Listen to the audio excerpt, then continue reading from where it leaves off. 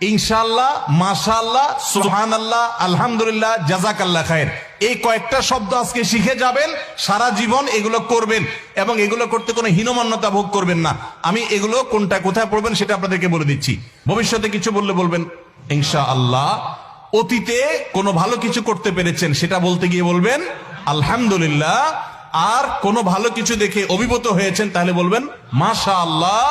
এবং কোনো কিছু দেখে আশ্চর্য হয়ে আল্লাহর পবিত্রতা জ্ঞাপন করছেন বলবেন সুবহানাল্লাহ। উপরে ওঠার সময় পড়বেন আল্লাহু আকবার, নিচে নামার সময় বলবেন সুবহানাল্লাহ।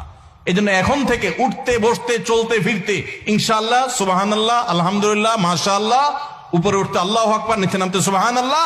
আর কেউ যদি কোনো উপকার করে, এটা হাদিসে আছে, নবী সাল্লাল্লাহু আলাইহি ওয়াসাল্লাম বলেছেন, আপনাকে কেউ একটা উপকার করেছে, একটু কলম দিয়েছে, হাত দিয়ে লিখে আবার ফেরত দিলেন তার কলমটা দিয়ে লিখে, কোন একটা উপকার কেউ করেছে, তাহলে আপনি তার বিনিময় দিতে চাচ্ছেন কিন্তু এই মুহূর্তে হাতের কাছে কিছু নাই। সবচেয়ে উত্তম বিনিময় হয় যদি আপনি বলে দেন জাযাকাল্লাহু খায়রা।